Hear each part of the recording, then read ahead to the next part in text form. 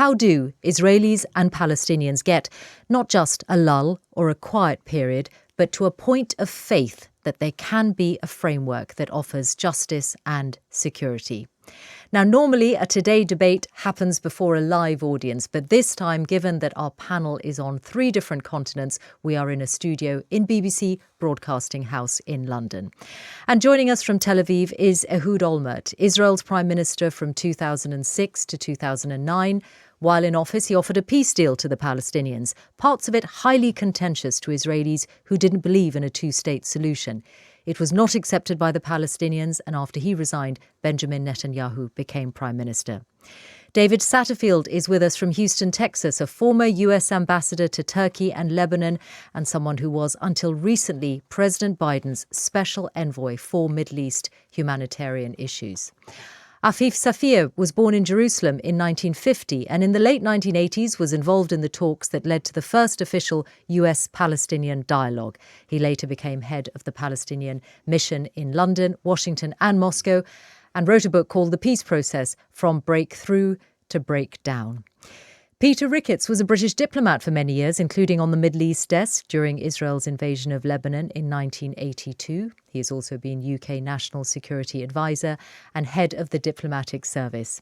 Dr. Sanam Vakil is director of the Middle East and North Africa programme at the think tank Chatham House, and her work includes regional security, Gulf geopolitics, and Iran's domestic and foreign policy. And also with us is our international editor, Jeremy Bowen, who is in Jerusalem at the moment. Welcome to you all. You all represent different perspectives on this extremely important and emotive topic. And I'm going to start, Ehud Olmert, if I may, with you, a former Israeli Prime Minister. And in this quest of looking beyond a ceasefire, you recently put forward a plan that you worked on with a former Palestinian foreign minister, and it involves a big vision, creating a Palestinian state, including withdrawing from all but 4.4% of the West Bank. I wonder first, after the Hamas attacks and in the midst of this war, how you think you could persuade Israelis of that vision? Well, good evening, everyone. I'm delighted to be part of this discussion. Obviously, as you say, when there is war, the word peace seems to be so remote and almost unachievable. And indeed, the mood in the country today is so far removed from the idea of two states, I guess, equally with many of the Palestinians. But I believe, and I found a partner who shares this belief with me, Dr. Nasser Kidwa, that this is precisely the time where we have to raise to the awareness of the international community everywhere we can, that there is a peace, a path for peace. There is the only path for peace. There is no other. If one day we will sign the peace between us and the Palestinians, it will be more or less almost identical to the plan that I presented with Dr. Mahmoud Abbas, the president of the Palestinian Authority, in 2008, and what, in principle, Dr. Al-Kidwa and myself are now raising again. I know that it's difficult, but I always remind myself, and I venture to mention it now, that when Menachem Begin was elected Prime Minister of Israel in 1977, no one would have believed that a year after, he will agree to pull out completely from all of Sinai, which seemed like a miracle. And in 2004, no one would have believed that in 2005, General Ariel Sharon would agree to dismantle all of the Israeli settlements in Gaza that he himself built throughout his political career. So things can change. And what we try to do is we try to bring back into the awareness of the international community precisely now that people will know that at the end of this terrible experience that we have been through now, all of us, and I'm not going now to start and spread accusations. Everyone knows what happened, how it is went through, and what were the mistakes that were committed. what I felt, and I'm very happy that Dr. Al-Kidwa felt with me, is that it's time now to present the perspective that can be the glimpse of hope that may change the attitude of all the possible players in this very difficult and very demanding and very painful process that we have been through. Well, so that's what we have proposed. You have outlined the principles, yes. So I don't have to repeat it. Afif, Safieh, what do you think of what you heard? And perhaps I can ask you the same question that I asked Mr. Olmert, that I asked him how he'd persuade Israelis. How would you persuade Palestinians, including those who have turned to violence to achieve their means? Well, I first of all would like to tell you that we, the Palestinians, we have been unreasonably reasonable. And in the Israeli-Palestinian situation, the victim moved beyond double negation towards mutual recognition much faster than the Israeli side.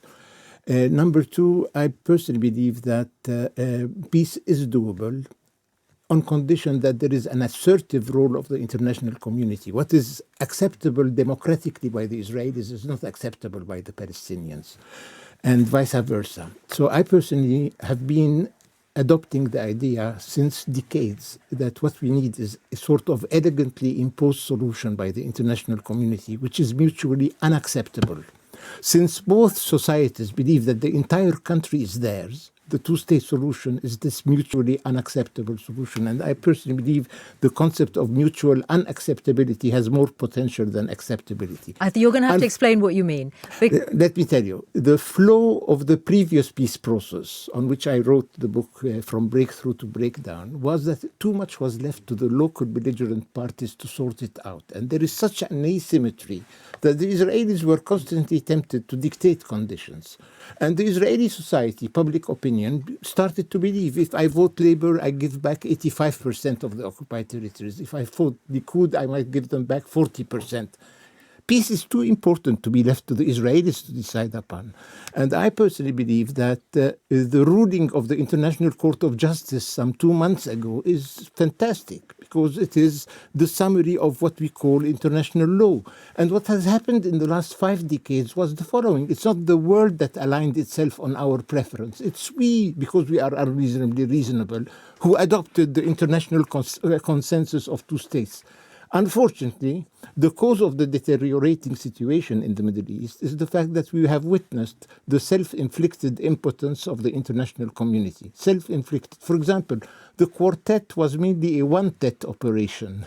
The Americans did not allow other players to play a dynamic, important role. The Europeans were relegated to the position of being payers and not players, etc. Are there any back channels? Is there anything going on that you detect behind the scenes? I know it's obviously your conversation with Nasser Qudwa, but neither of you are in a position of power anymore. Do you think, on the Israeli side, do you think there is a plan for what comes afterwards, or is there only a military plan? I have to be very sincere and open with you. I don't think that there is any plan on the Israeli side which comes close to what I and Dr.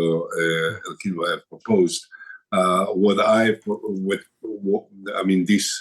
This plan is not new to the Israeli people. They are all aware of it. They were, when I was Prime Minister in the year 2008, perhaps some did whatever they could to get rid of me precisely because of this. Some of those elements killed Rabin because they were afraid that he was going to make an agreement that was based on concessions that will almost inevitably involve the withdrawal from most of the territories. So, look, I don't want to argue with Mr. Safieh about. I think he's mistaken. I think that this is an attitude that relieves oneself of the responsibility for his own future, for his own lives. And this is something that I can't accept for myself and for my people, for my country.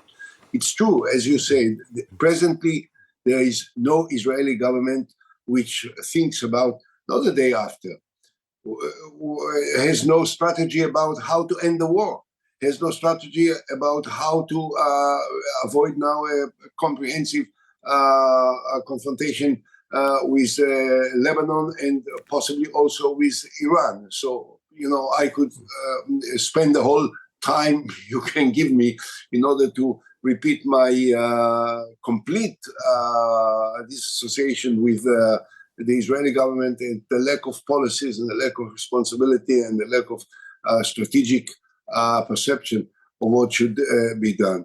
But we have to take it one step further.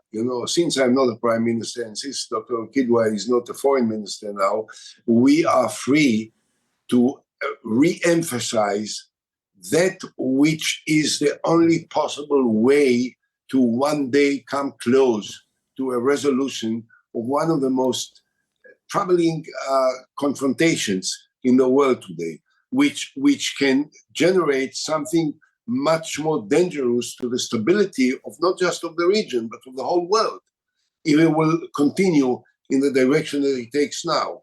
Because my fear is that sooner than later, we will obviously respond to the Iranian attack. The Iranians will then perhaps respond also, and at some point, perhaps America will get into this, and it will become something entirely different.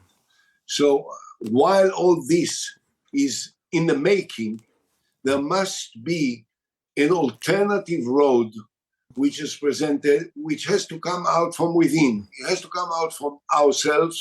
And what I'm trying to do is, of course, I spell it out every opportunity I have, and I talk with people, and I try to move as many Israelis of consequence that I can in order to convince them that this is the time. When someone says, because of the war, because of the pains, because of the aggravations that so many people feel about the Palestinians, it's the wrong time. I said, precisely because of this is the right time, because this is the only option that we can show to the people that there may be a different future. And I think the same has to come from within the Palestinians. I mean, on top of what Dr. Al-Kidwa is gallantly and courageously doing. I want to just conclude by saying one thing. There are many, many contacts, backdoor channels, you can say, between Israelis and Palestinians. We live together. We are neighbors. We cross the roads of each other. Mr. Olmert, we are in a situation of unavoidable coexistence. The challenge is how to create a more civilized relationship, bilateral relationship. Okay, but that's what we try, Mr. Safieh. That's what we need to do and to push for from our side. No one will make peace for us. No one will make it. Only us will make it. We are very close to it. We are very close to it. I don't want to go now into debates and accusations, all of this. Believe me, in September of 2008, it was on the table with a divided Jerusalem, with the holy city, the old city of Jerusalem, without any exclusive political sovereignty of anyone, with resolution of the conflict of the issue of the refugees within the context of the Arab League Peace Initiative, with a Palestinian state on the borders more or less of 67, equal size, with annexation of 4 and something percent and swaps of the same equal size territory, with a connection between Gaza and the West Bank. Everything was on the table. It didn't work. I don't want to accuse anyone. We have to bring it back. Okay. Bring it back and fight for it. Fight for it rather than argue amongst ourselves. Yes. Fight together in order to have people like Ricketts and David Satterfield from Houston and the James Baker Institute, which he runs there, and move everywhere in the globe in order to present this as an alternative that will be supported, but it has to come from within us. We got your point, Mr. Olmert. Mr. Olmert, for me, you are a very interesting Israeli politician, because in 2008, you wanted to make peace with the Palestinian side because you thought that it might also prolong your political career. Contrary to you, today, Netanyahu believes that he has to perpetuate war in order to prolong his political career. This is why I have respect for you and not respect for Mr. Netanyahu. Do you think it was a Palestinian mistake not to Yeah, accept? even though you are wrong about me, the problem. Mr. Ormert, don't monopolize, please, the session. No, I believe that the Palestinian side hesitated because then the popularity ratings of Mr. Ormert were relatively low. His coalition was fragmenting, and it was at the end of his term of duty, unfortunately, because I believe he was an interesting interlocutor. Now, I hope that he will have many disciples now in Israeli society, because in my scenario, when we reach moment M, meaning an international consensus for a decisive role, I hope that there is as substantial an Israeli minority as possible there to carry the idea forward. I am in favor of the two-state solution, and I personally believe our battle for peace in the Middle East is won or lost in Washington. Up to now, unfortunately, we are losing it. I'm going to borrow two words from Mr. Netanyahu. Unfortunately, during his speech in Congress some 2 months ago, the useful idiots on Capitol Hill emboldened him to come back and escalate the wars in the Middle East. Why? Because of the repeated standing ovations after each of his utterances of monumental belligerent platitudes.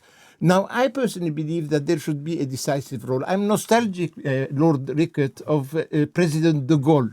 De Gaulle, Michel, after the War of 67, floated an idea of his own, which was la concertation à quatre, the coordination of the major four powers. China was not yet in the Security Council. And this idea that those four major powers would agree on what is desirable, doable, possible, acceptable, and signal to the local belligerent parties what the world expects from them. Today, my dear, we all have to recognize that because of the belligerency and the war undertaken in Palestine and in Lebanon, the popularity ratings of Mr. Netanyahu are improving. And they will continue improving. And let me tell you where he draws his inspiration. Ben Gurion, if you read the diaries of Moshe Sharet, the first Israeli foreign minister, Sharet tells us that those who came to Ben Gurion in 1947 to criticize his acceptance of the partition plan, Ben Gurion told them, my friends, we need to learn how to provoke the Arabs into provoking us so that we can expand beyond the narrow boundaries we have had to accept. But I don't think you've acknowledged something that Mr. Olmert said earlier on, which is, where is your inward conversation? Where is your conversation about we Palestinians also have to look deep and do hard things? Let me tell you.